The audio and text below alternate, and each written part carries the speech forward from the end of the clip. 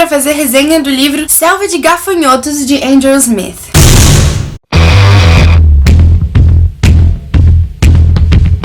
Um momento de silêncio para as páginas amarelas.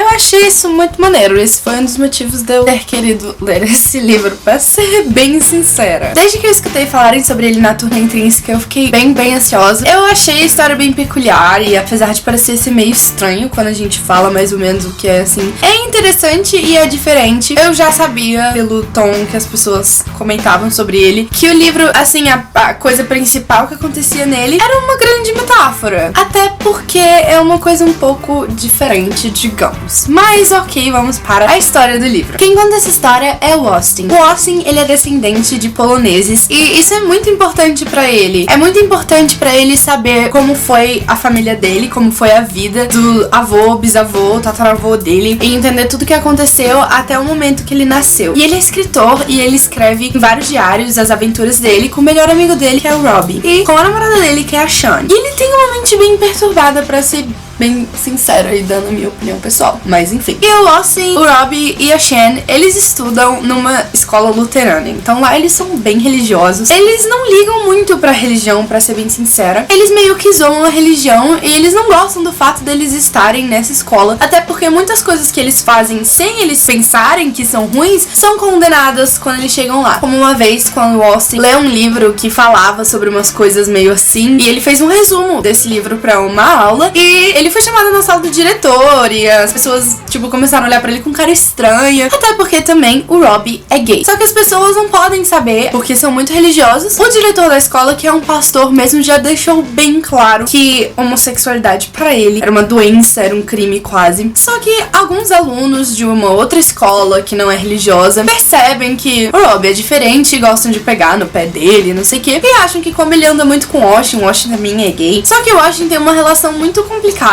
com a sexualidade dele. Ele tem uma namorada, a Sean, mas tem as suas dúvidas e por isso que é importante também a backstory da família dele. E ele se pergunta se as pessoas na família dele também questionaram a sexualidade e tiveram vontade de experimentar, coisas assim. Isso é uma coisa que é bem constante durante a história toda. Mas basicamente o Austin e o Robbie estão numa pequena aventura que eles estão numa rua que se chama Selva de Gafanhotos. Bom, chegam uns caras e batem nele, chamam ele de boiolas e jogam as coisas dele pra cima de um telhado. À noite, eles vão lá pegar essas coisas em cima do telhado, mas eles resolvem invadir a casa que tá embaixo, que no caso é uma loja de artigos usados, na qual o Austin trabalha, e ele quer muito entrar no escritório do chefe dele, que é o padrasto da Sean. E quando eles entram lá, eles veem que tem umas coisas esquisitas, tem tipo umas jarras com umas coisas muito bizarras dentro, bebês de 2 cabeças, e eles ficam tipo, que porcaria é essa? Até que eles escutam um barulho e eles se escondem. Percebem pelo que eles estão escutando que aqueles meninos que bateram neles mais cedo entraram lá também. Um deles resolve roubar um desses jarros, que dentro tem uma coisa gosmenta e brilhante e tá escrito cepa da praga, não sei o que. E os meninos que roubaram levam um susto, não entendi direito o que aconteceu, e o negócio cai no chão e quebra em cima do sangue do Robbie. E eles vão descobrir depois que essa praga, quando a pessoa é infectada, um louva-a-Deus de 1,80 m eclode de dentro dela, começa a sair atrás das pessoas querendo matar e se reproduzir pra virar um exército irrefreável. Esse livro vai contando do presente o que está acontecendo, porque é uma história sobre o fim do mundo, é uma história sobre um apocalipse que envolve louva-deuses gigantes. Mas a história também vai indo muito do passado pro futuro. Ele vai contando pra gente num ritmo, e daqui a pouco ele fala o que vai acontecer daqui a um tempo, só que ele continua no presente, aí ele volta pro passado pra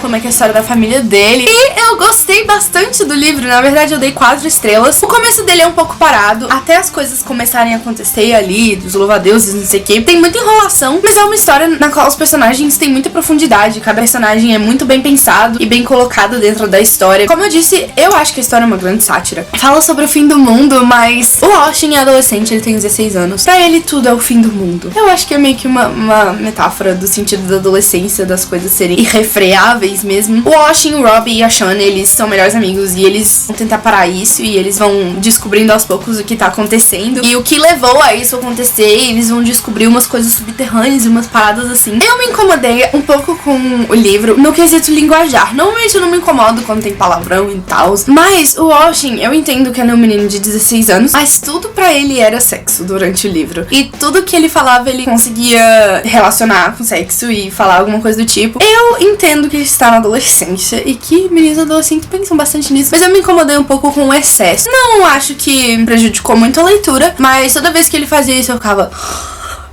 Really, bitch? Sim, ele é muito esquisito. Ele não é uma das melhores pessoas do mundo, ele tem plena consciência disso. E tem uma cena até que o Robbie fala que ele é egoísta. E é muito isso, o Oshin é muito egoísta sem ele perceber. Ele acha que o mundo gira em torno dele, mas ele não percebe que isso é ruim, ele acha que ele está certo. E aqui atrás do livro tem partezinha do prólogo, que é basicamente o que consegue resumir o livro em algumas palavras. E eu vou ler pra vocês uma parte. Então essa é a minha história. Ela tem alguns elementos: bebês de 2 cabeças, insetos do tamanho de uma geladeira, Deus, o diabo, guerreiros sem braços e pernas, foguetes, sexo, sinos de mergulho, roubo, guerra, monstros, motores de combustão interna, amor, cigarros, alegria, abrigos antibombas, pizza e crueldade, assim como a história sempre foi. O final eu fiquei muito confusa, mas foi um confuso interessante. Eu realmente gostaria de entender o que aconteceu com os personagens, que ficam muito em aberto, mas foi um final que não foi previsível, mas que ao mesmo tempo foi cabível dentro da história. Não foi nada muito, meu Deus do céu, o que está acontecendo? Eu realmente, enquanto eu tava lendo o livro, não conseguia visualizar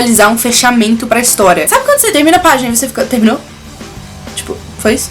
Eu espero que vocês tenham gostado desse vídeo. Muito obrigada por assistir. Eu espero vocês no próximo domingo.